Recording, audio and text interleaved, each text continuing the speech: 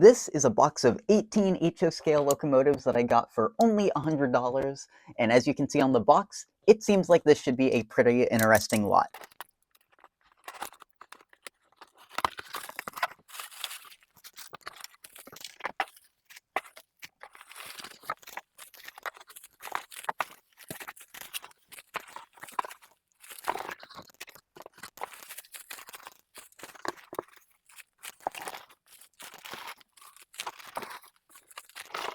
Now that the box is emptied, I can go through all 18 of these locomotives. First off, I'll start with the one that's unwrapped and is a pile of parts.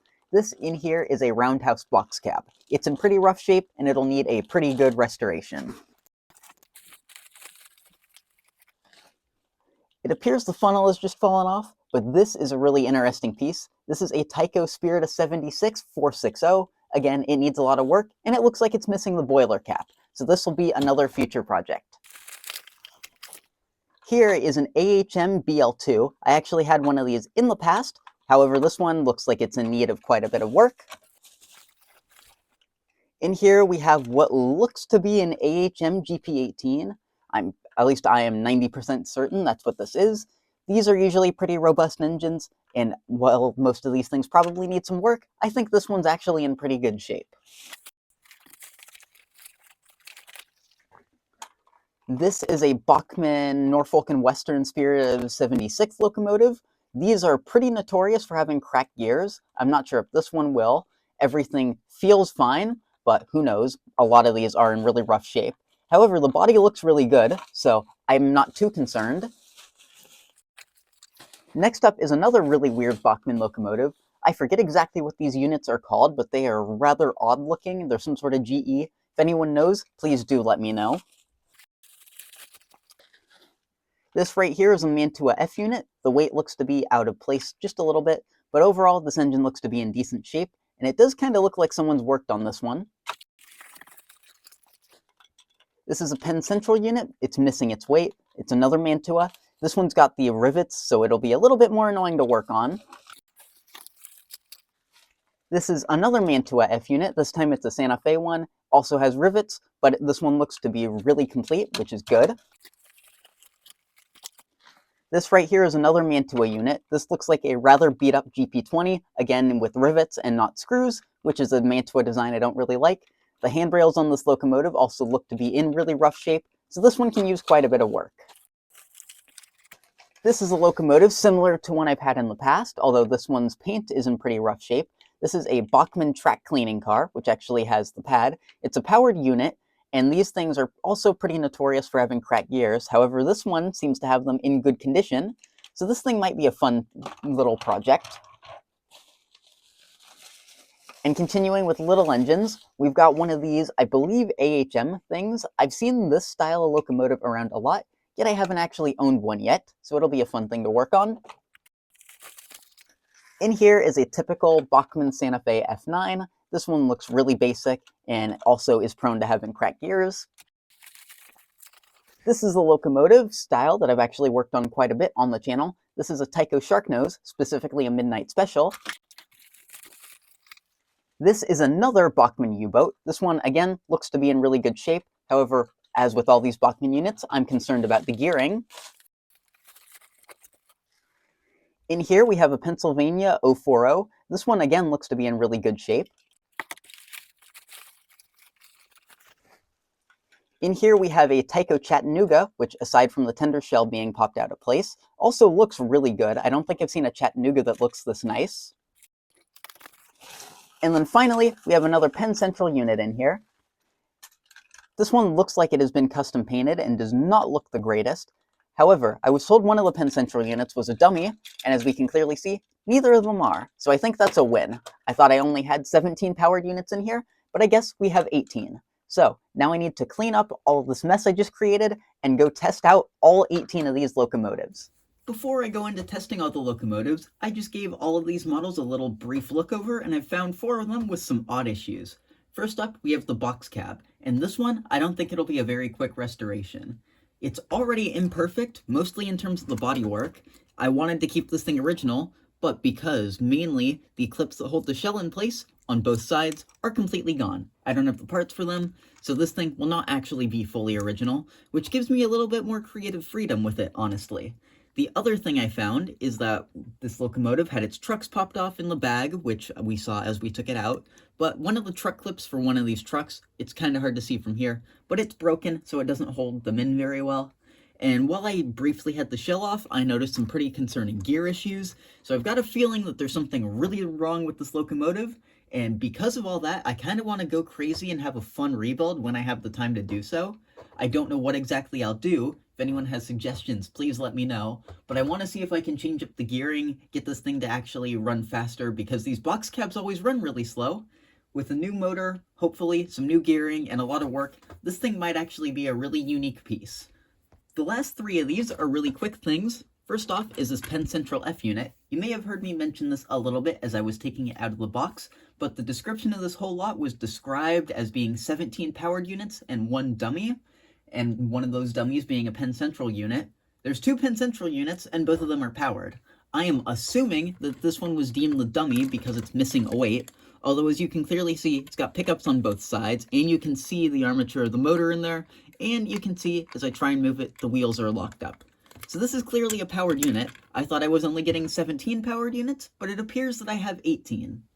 I also found a really weird problem with this Tyco Midnight Special. It's nothing crazy, but somehow one of these plastic wheels is just missing. The rest of the axle's there, but the one individual wheel is not. This isn't a huge problem. I've got spares because I've parted out Tyco locomotives before, but it's just kind of odd. I don't understand how just the one wheel goes missing. It'll remain a mystery, but that'll just be something for me to be curious on as long as I own this locomotive. Lastly, I have this BL2, which again has another really weird thing about it. I have actually owned one of these AHM BL2s before, and they're pretty simple. However, I did notice something kinda odd. These trucks don't match. I believe this style is the right style for the BL2. However, in the rear, it's got a much shorter, sort of F-unit looking truck. I don't think that's what these were supposed to have. I think my other BL2 had this style of truck, and that one was basically new in the box. So I don't know if this was a weird factory thing, if someone tried to modify it or what, but it's kind of weird. I don't understand how or why this would happen. Now it's time to test all of these locomotives. I have no particular order that I'm doing this in. It's just whatever one I decide to grab is the one I'm going to run. I'm starting with the AHM BL2. These things usually run pretty well. However, the whole truck thing has me kind of concerned on whether or not this thing will start, but we'll give it a try. Well, it sort of runs, but it isn't really going anywhere. It moves more in reverse than it does forwards, so that'll be an odd one to work out. Next up is the Santa Fe U-boat by Bachmann. These things usually have cracked gears, so I'm kind of expecting that, but we'll see. And it looks like a headlight and nothing else, and give this thing a little push. Try reverse. Okay, well clearly it's now starting to move. Try running it back again. So it's starting to come back to life. However, that does sound like it has a cracked gear. So that might be something to try and fix on this thing, or I could part out one of the other Bachmann units if any of them have good gears. Continuing with Bachmann, here's the Santa Fe F9. Again, these usually have the same issue. And again, this one looks like just the headlight and nothing else. I'll give it a little push.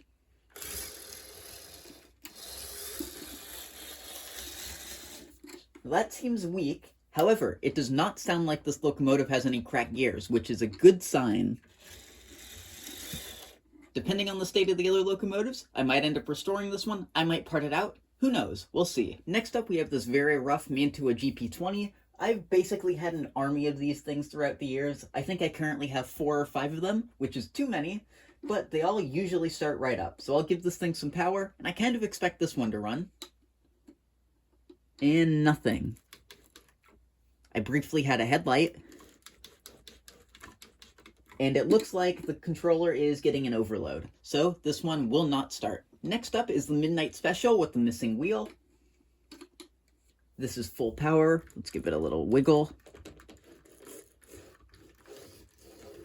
And it seems like there is nothing from this locomotive. Now we have another Bachmann U-boat, except this time Norfolk and Western. Again, these usually have the exact same gear issue, but we'll give this thing a test run. And that one seems pretty good. Doesn't seem like there's any cracked gears, might benefit from a little bit of fresh oil, but overall this one seems like a pretty solid runner. Next up is this AHM Burlington Northern GP18. Again, I really like these GP18s. I've owned a ton of them, and I've never had one that's catastrophically broken. So I'll give this thing some power, see if it actually runs. It's a little bit jerky, but it does in fact power up. This one does not have the greatest cosmetics, but I think this thing should be a pretty solid locomotive once I'm done with it. Next up is the Penn Central unit missing a weight. And that one does actually run. It definitely sounds like there's a little bit of wheel slip because it doesn't have enough weight to put its power down, but that can be something solved pretty easily with the parts locomotive. Next up is the roundhouse box cab. For the reasons I mentioned, I have very low hopes that this thing will run, but we'll see. It could surprise me. And that is absolutely nothing out of it. Next up is this Bachmann track inspector car. I believe it's an EM1 or something like that.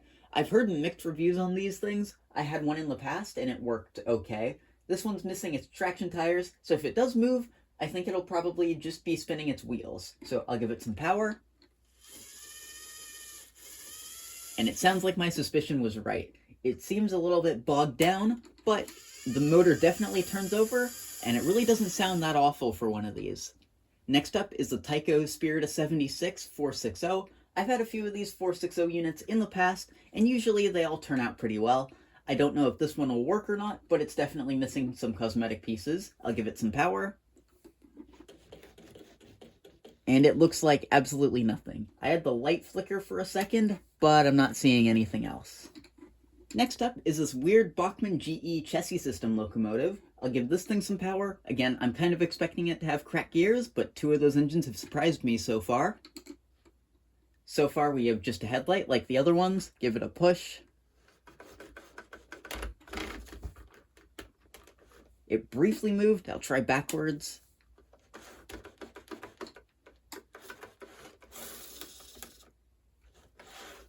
I got it to move a little bit. It definitely sounds like there's a cracked gear, but that locomotive also seems really weak. Next up, we have a Mantua 040. I do really like these things. They're not the highest end locomotives, but the few that I've had, especially with some new magnets, have always run really well. So even if this thing doesn't work, I'm pretty sure I can get this thing working rather nicely again, although it might be a ways out because I did just fix one of these. I've given it some power. And that's definitely something out of the motor. It doesn't seem to want to run much, but it's creeping now, which is good. I don't know how well you can see that, but it's definitely trying to move, but this unit will need a lot of work. Next up, we have this Mantua Penn Central F unit that looks like it's been custom painted. Give this thing some power. I heard a little bit of something. And that one definitely runs. It does not look the prettiest, probably needs some fresh oil, but there's no major problems with this one. Next is this odd little Santa Fe switcher. I've had a whole bunch of little switchers like this before, but never this exact style, so we'll see if this one runs. I'm giving it some power, and so far nothing. I'll switch the direction.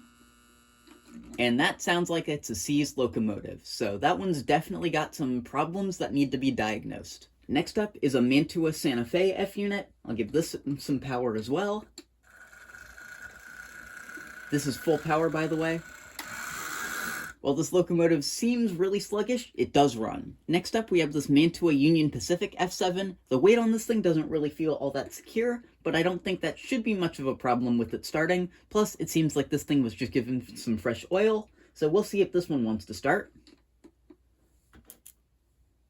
And I heard some sparking, and then just a headlight. So, something tells me this thing does have some issues with it. And finally, I have a Tyco Chattanooga. Based on the paint, this one looks like it might have been a later one, and it seems to be in really good shape, so we'll see if this one will run. That definitely does run. Bring it back forwards. That thing might just need a little bit of fresh oil, or maybe even none at all. Some traction tires, something like that. This locomotive seems to be in really good shape. I don't even think I need to restore that one that much. I definitely think this whole cluster of locomotives was worth the $102 I spent on it. which is roughly $5 a locomotive. It's a great deal, and it'll give me a whole bunch of projects to film for the channel in the near future. So stay tuned, these things will probably all pop up in their own videos over the next year or so.